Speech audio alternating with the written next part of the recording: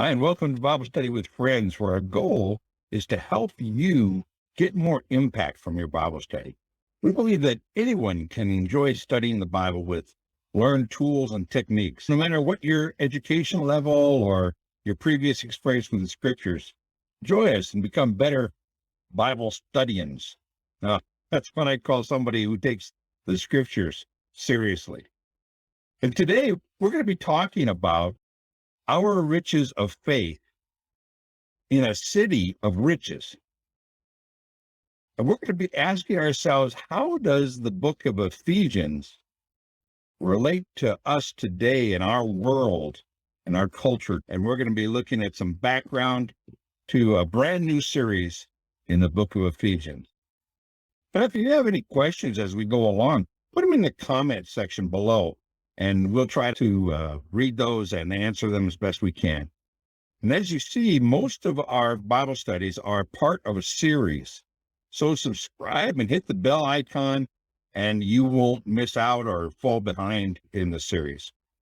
So as we get into this idea of our riches of faith in a city of riches, the Christian's riches and responsibilities, when we come right back.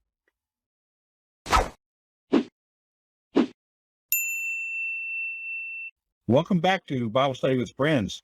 I'm here with my friend Sherry Mangrum, and Sherry and I are starting a brand new series, as I said, in the book of Ephesians. And whenever we start a new Bible study, we want to look at some background, get an idea of what's there. I'm talking about the gospel in a tourist town. We're going to do that. So are you ready to go, Sherry? Yes, I'm ready to start this. I'm ready. Now, listen, let's think for a second. When you think of Ephesus, Sherry, what comes to mind? What's your mental picture of Ephesus?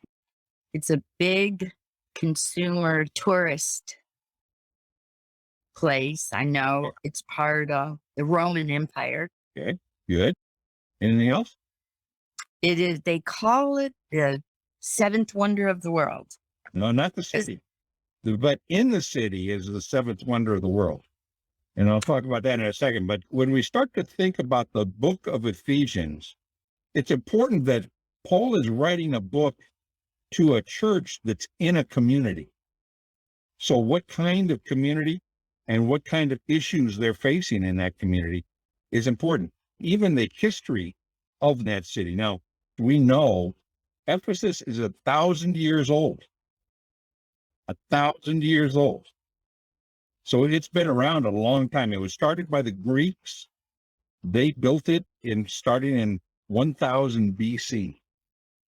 And the letter is written to them in the 60s, about 62 AD. So the city is an old city. It's a big city. Did you get any figures on how big it is? No, I did not. Okay. Now let me show you something about the city. Actually didn't think of that. This is the city of Ephesus. It is the second or third, there's some discussion, but it's the second or third largest city in the Roman Empire in its day, when Paul writes there. It is a big city. The population was around 250,000 people. Wow. So you can see this thing is huge on this map. Now, I want to show you some things on this map. That it is a commercial city in that it has a big harbor. And this harbor was expensive to maintain because it kept filling in with silt. And they were constantly dredging this harbor to make sure ships could come in. In fact, today, the city of Ephesus, the ruins of Ephesus, are about 3 miles to the ocean because the whole harbor has filled in. So it was a huge city. You came into the harbor and you walked down the Arcadian Way. Now, the Arcadian Way was a street that was 105 feet wide and went all the way from the harbor all the way down to the gymnasium complex, all the way down to the amphitheater. This amphitheater could seat 25,000 people. You can see this place is huge. Now, over here, outside of the stadium, that's not the theater. The amphitheater is here. The stadium where they had athletic games and things like that. There's a gate here, and you walked out through the processional until you got to, I'm going to minimize us there, until you got to the Temple of Artemis. The Temple of Artemis, this Artemis is the Greek name. She was a huntress and a woman of fertility. There was a lot of sex involved in her worship. And the Roman name for Artemis is Diana. And so this is the Temple of Artemis, and this is the seventh wonder of the world. Now that's important because when Paul is writing to the church in this city, he's thinking one of the big things that's going on is it is the center of worship for an idol. Now, right in the middle of the temple was a huge statue of Diana. It was so huge. In fact, there was myth that the statue had been given by Zeus and directly placed in the temple. Interesting. And the temple was huge. The Parthenon in Athens, Parthenon up on the hill, Yes. this was 3 times bigger than the Parthenon. They like to build things. And they are big. There is 127 columns, and each column is 60 feet high. Wow. And there's 127 of them. So you come up, in fact, this is how big the temple was, right down here in the lower right-hand corner. And this is a football field right here. So a picture of an American football field, and this temple was bigger than the football field. And it had this big statue of Diana in it. This is the size. This is a man. And this is the size of the temple. Now, one of the things in the temple was the practice of worshiping Diane with sex acts. And there were temple prostitutes that were involved with sexual activities as part of the worship. Worshipping this statue. Yeah, this statue. So it's a huge complex. Talking about the big statue, it reminds me of Daniel. Yeah, that was a statue of a king to be worshipped. But the idea of you're worshiping an idol, you're worshiping a statue that can't really do anything, but they were very centered on that. Now, one of the important things, because it was this huge temple, one of the important things in the city was the tourism of people coming to the temple and giving offerings to Artemis or Diana and giving money. In fact, the temple was so wealthy that it would make loans to governments. Kings and even Rome from time to time would borrow money from the Temple of Artemis, and it was extremely wealthy, and it was a wealthy town. The tourists would come with money to give to the Temple of Artemis. Is there just an innate nature within people to worship something? Okay, let's look at our culture today. We have non-Christians who worship sports teams, or Yeah. heroes, or we have people that worship money or worship their position, their career.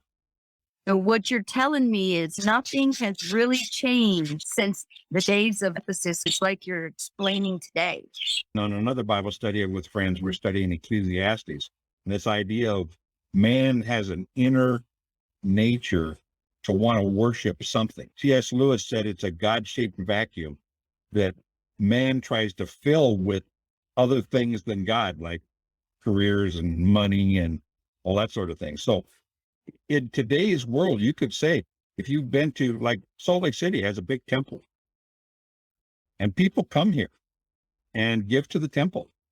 So some things just haven't changed. Now, there was also a lot of business because the harbor brought in business. So you had a lot of tourists, you had a lot of merchant people, and many of them would have slaves. So in the city, you had Jews, you had a lot of Gentiles, obviously, from all over the world, because this was a center. This was the capital of the eastern side of the Roman Empire. So this was a huge place. Wow. A lot of Yeah. diplomats and worshipers. So it was a conglomeration. Slaves, freemen, Roman citizens, Gentiles from all over the world. So in a lot of ways, it's like a major city today. You go to Salt Lake City, for example, or to Los Angeles or to New York. So Paul is writing to this church, and he's concerned about areas of the town. Now, the book of Ephesians is written in 62 AD. It's mentioned again in the book of Revelation, chapter 2. John writes to Ephesus. And the problem is that was written about 95 AD, about 30 years after this letter is written. And John says, hey, guys, be careful because you've lost your first love. And he wants us back to this idea of loving Jesus more than anything. And so at Ephesus, 30 years after Paul writing this, Ephesus is going to get kind of lukewarm in their faith. And John wants them to go back to their first love. So that's this background to Ephesus, this idea of this huge city. Now, let me give you a couple other little things here. I didn't realize there was that much going on in your whole thing. This is interesting. This is a Roman coin of the day. And it says right here, Ephesian. And on this side of the Roman coin had the Temple of Artemis with this giant statue. And this was used as Roman currency because Artemis and the temple were so important to the financial system of Rome that they even had a coin that didn't have the emperor's face on it. It had Diana or Artemis. And that's how important the finances were. I want to do a couple other things. Okay, here's some notes that I've got about the church. The church starts in Acts chapter 18 and 19. Now, we won't turn to it, but in Acts chapter 18, verse 18, Priscilla and Aquila moved there from Rome to do business because it was a business town. And they're believers. And they come and begin this church with a group of 12 guys. Now, I want to show you this where we can find these details. 12 men started the church. Look at Acts chapter 19, verse 1. Okay. Start there first. It happened that while Apollos was in Corinth, Paul passed through the upper country and came to Ephesus and found some disciples. He said to them, did you receive the Holy Spirit when you believed? And they said to him, no. No. Okay, now read verse 7. There were in all about 12 men. Okay, so the church was started. If we don't just read through that and go, wait a minute, that means the church in Ephesus was started by Priscilla and Aquila, a Christian couple, and 12 guys. Only 12. And the other thing is they met in a school. Now, there are a lot of church plants today that meet in schools. Look at verse 9 of Acts 19. But when some were becoming hardened and disobedient, speaking evil of the way before the people, he withdrew from them and took away the disciples, reasoning daily in the school of Tyrannus. Okay, that's where they meet in a school, because out in the city, they're under some persecution. And one of the things that they're under persecution for was they had some trouble, and this is recorded in Acts 19, 26 through 28. And that is, they were saying the statue of Diana doesn't have any power, and people were not buying as many little statues of the goddess. And the silversmiths and the craftsmen who were making trade goods for the tourists, basically, didn't like the fact that they were talking about their business as not being a good business. And so they began persecuting. So The early church, what they called the Way, which is what Christians were called, were persecuted by the Jews. They were persecuted by Romans. This is the period of time. This is when Nero was the emperor. They were also persecuted by the Gentiles who liked the worship of Diane, especially about the sex acts. And Paul would talk about don't use the temple prostitutes. And he's going to get into that in the book of Ephesians. And the city didn't like them because they weren't conforming to this tourist town. Mm. And because of that, when Paul comes, he spends 3 years in Ephesus on his missionary journey. 3 years. It's the longest I think that he's been in any city. And he spends 3 years there. And then when he leaves young Timothy as the pastor of this church, by then it's a pretty thriving church. And when he writes First Timothy, that's basically about Timothy being the pastor of Ephesus. Okay. See the connection? Yeah. And one of the things in First Timothy he talks about a lot is, hey, Timothy, you have a lot of widows in your church. It's the only letter written to a pastor or to a church group that talks a lot about widows. The reason for that is there were a lot of widows in Ephesus, Christian widows, because the men were being killed for the faith. I see. It's a tough town, right? Yes. Yeah. And when Paul's in Ephesus, that's when he writes the letter of First Corinthians. Then when he's in Rome, he writes the book of Ephesians. So Paul is writing to these churches that he has started and churches that he loves, and he's writing these concerns. Let's very quickly turn the page and look at some themes. One of the themes was the riches of our faith in a rich tourist town. And I want to look at this. There's some words that I have marked in color. Green is grace. And that's one of the themes of the book is grace. He uses the word peace a lot. We'll see that as we go. The other word he uses, and I want to show this to you because this is where I get this idea of riches. Down here, verse 7, in him we have redemption through his blood, the forgiveness of our trespasses, according to the riches of his grace. And then you keep going, and it uses it again down here. It talks about the riches of the glory of his inheritance. And then the next, let me flip real quickly, just to give you an idea through the whole book here in the second chapter, but God being rich in mercy because of his great love. And then down at verse 7, he might show the surpassing riches of his grace. So we're going to see this as we go, and we're going to talk about riches starting next week and get into the details. But I wanted to give you this background. Do you have a feel for Ephesus now a little bit better? I definitely have a picture in my mind, especially after you showed me where the temple was, where the harbor was, because I was reading some of it. But the details that you brought out really paint a good picture. Yeah. Now So I didn't read it back. That's good for us because as we're reading the book of Ephesians, when Paul is addressing things like temple prostitution, it's important to know how big a deal that was. And what Paul is coming straight on about idols and idol worship and riches that are the riches of man, not the riches of God. And having a couple of years of following Jesus, I have studied Ephesians before, but with what you just told me, not going back over it, it's so much deeper of a book than I thought it was.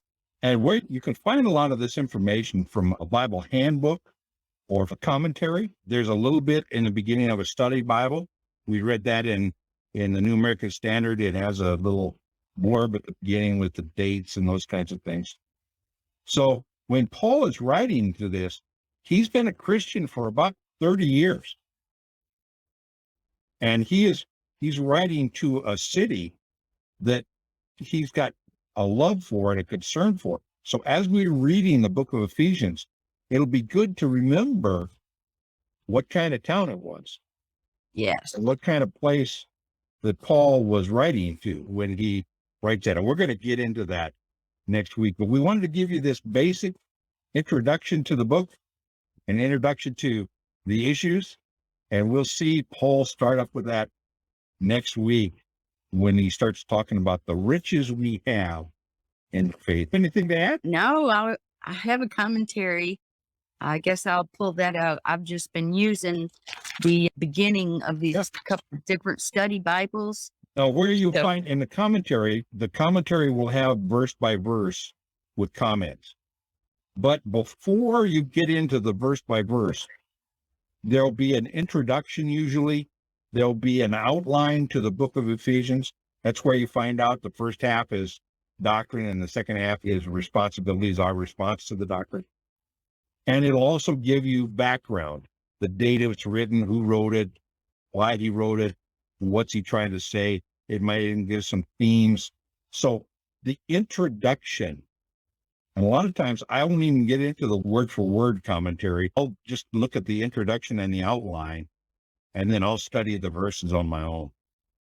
That is So I like to study the book, get a little bit of the introduction there, because there'll be factual introduction.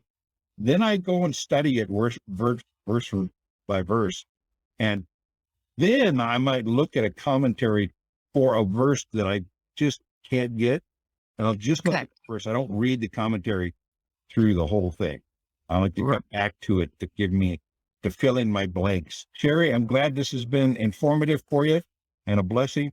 And we'll see you next week. Now, stick with us. I've got a recommendation for you guys on YouTube. We've been talking today about a city of riches and the riches of faith within the context of that city.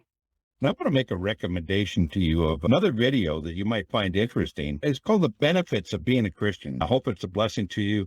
And listen, we're going to pick up on Ephesians next week in chapter 1. And until then, God bless you.